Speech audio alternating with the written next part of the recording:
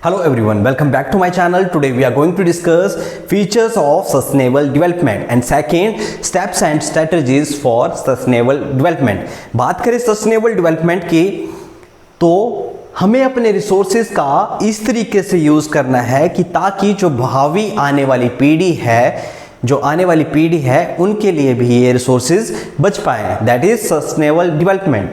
अगर बात करें फर्स्ट फीचर की, rise in per capita income and economic welfare.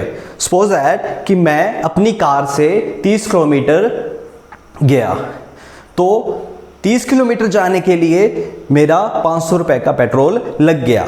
अगर मैं बस में जाता तो शायद मेरा 50 रुपये किराया लगता और जो मेरे पैसे बचते वो 450 रुपीज़ मेरे सेव हो जाते, जिससे क्या होता, एक तो पोल्यूशन नहीं होता एंड सेकेंड मेरी जो पर कैपिटा इनकम है वो राइज हो जाती. तो that means rise in per capita income and economic welfare. बात करें सेकंड पॉइंट की, rational use of natural resources. जितने भी हमारे पास नेचुरल रिसोर्सेज हैं उनका हमें इस तरीके से यूज़ करना है कि ताकि जो हमारी वर्तमान में आने वाली पीढ़ी है उनके लिए भी ये रिसोर्सेज बच पाएँ. जैसे वाटर है तो वाटर का हमें इस तरीके से कंजप्शन करना है कि जो भावी आने वाली पीढ़ी है उनके लिए भी पानी बच पाए.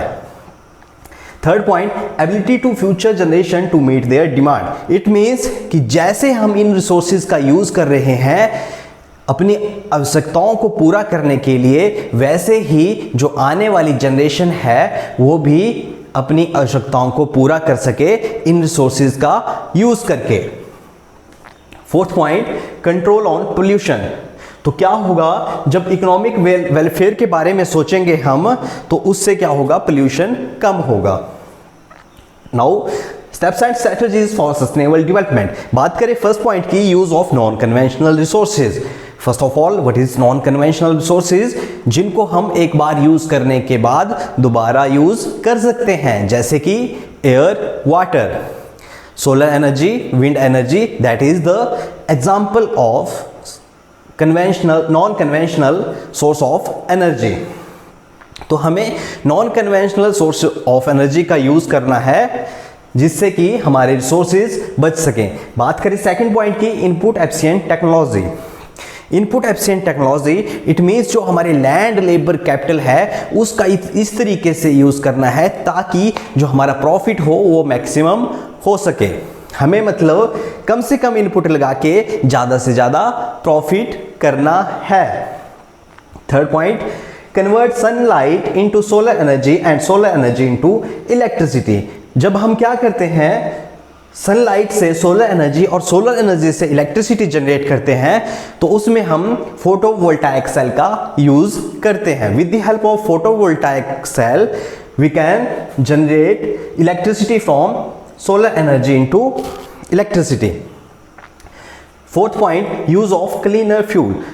तो हमारे क्लीनर फ्यूल की बात की जाए तो CNG and LPG. CNG means compressed natural gas and LPG means liquid petroleum gas. तो हमें क्या करना चाहिए कि जो हमारे अर्बन एरियाज हैं उनमें हमें सीएनजी का यूज़ करना चाहिए. इसका बेस्ट एग्जांपल है दिल्ली में. दिल्ली में जो ट्रांसपोर्ट सिस्टम है उसमें सीएनजी का यूज़ किया गया, जिससे वहाँ पे क्या हुआ, जो एयर पोल्यूशन था उसमें काफ़ी मात्रा में कमी आई. और बात करें अगर रूरल एरियाज़ में, तो हमें रूरल एरियाज़ में खाना बनाने के लिए किसका यूज़ करना चाहिए, एलपीजी का, जिससे कम से कम पोल्यूशन हो. Fifth point, shift to organic farming. Organic farming से हमें क्या बेनिफिट मिलते हैं? First of all, healthier and tastier food. Second, इससे क्या होता है, सॉइल इरोजन जो है, सॉइल इरोजन वो कम होता है. And third, it increase the fertility of soil. Six point, traditional knowledge and practice. अगर बात करें भारत के लोगों की, तो जो हमारे भारत के लोग हैं वो इन्वायरमेंट से जुड़े हुए हैं. They are very close to environment. वो इन्वायरमेंट के बहुत क्लोज हैं. तो क्या है कि पहले हम ऑर्गेनिक फार्मिंग का यूज़ करते थे एग्रीकल्चर में, ठीक है, जिसमें हम एनिमल मैन्योर का यूज़ करते थे, द प्रोडक्शन ऑफ एग्रीकल्चर. जिससे क्या होता था, हेल्थियर एंड टेस्टियर फूड होता था। और अगर मेडिकल की बात की जाए तो इंडिया जाना जाता है आयुष के लिए। आयुष में क्या किया जाता है, इसमें 15,000 से ज़्यादा जड़ी बूटियों का यूज़ किया जाता है मेडिसिन बनाने के लिए। तो क्या हुआ कि हम जो ट्रेडिशनल से मॉडर्न में शिफ्ट हो रहे हैं, जो हम ट्रेडिशनल प्रैक्टिस से मॉडर्न पे शिफ्ट हो रहे हैं, उससे क्या हो रहा है, हमारे इन्वायरमेंट को नुकसान हो रहा है। बात करें 7th पॉइंट की, मैनेज द वेस्ट। चाहे हाउस होल्ड का वेस्ट है, चाहे किसी प्रोडक्शन एक्टिविटी का वेस्ट है, हमें उसको प्रॉपर तरीके से मैनेज करना होगा, जिससे कि क्या हो, जिससे कि ना तो एयर पोल्यूशन हो, ना तो सॉइल पोल्यूशन हो।